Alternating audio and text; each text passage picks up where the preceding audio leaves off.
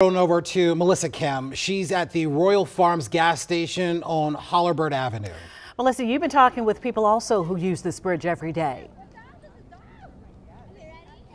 Yeah, good afternoon, guys. We've mobilized a little bit. We've been driving around the area, talking to commuters, talking to truck drivers in particular. We're now at Fort McHenry Park, where people usually come here to get iconic viewpoints of the Baltimore skyline. And you can see that the Key Bridge was part of that, and you can get the vantage point from here, just seeing how devastating this site is here. But again, talking to a lot of truck drivers and commuters today who use the Key Bridge every single day. Larry, as you mentioned at the top of the show, about 35,000 people use that bridge every day to get around on their commute. More than twice that use the bridges and the tunnels, the Harbor Tunnel and the Fort McHenry Tunnel, which we actually used the Fort McHenry Tunnel to get here. And traffic was moving at that point in time.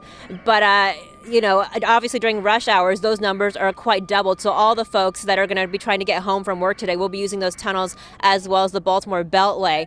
But talked to a student actually this morning at the Royal Farms on Hollerbird Avenue, and he talked to me about his initial reaction and what he heard about this situation. When I heard about that bridge falling down, I looked, and the first thing I thought about was like, what if that was me on my way to school? All them people dropped down there, drowning, and only thing I could think about is their family, you know?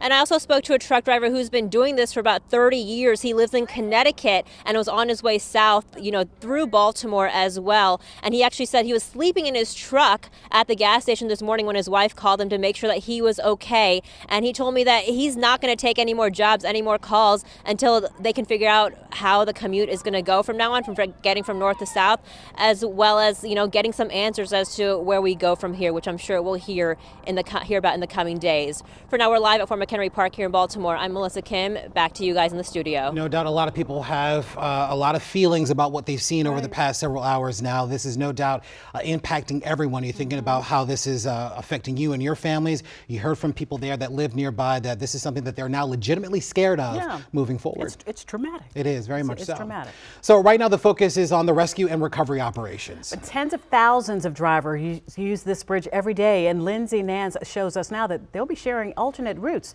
with everyone else. Let's focus on how this will impact your commute tomorrow morning in Baltimore. If you have friends, family, loved ones in the area, or if you're planning a trip yourself, the Key Bridge or 695 is completely closed down in both directions, and this will remain closed down tomorrow morning. Avoid 695 or the Baltimore Beltway because we have a ton of closures in place. So if you're driving on the outer loop of the Beltway, you'll be detoured off the roadway at Route 10, that's exit 2. And if you're hopping on the inner loop of the Beltway, you're going to be detoured off of the roadway at Route 157, that's exit 43.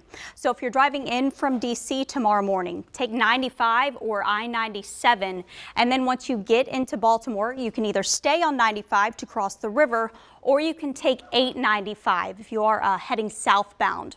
Lindsay Nance, WUSA 9.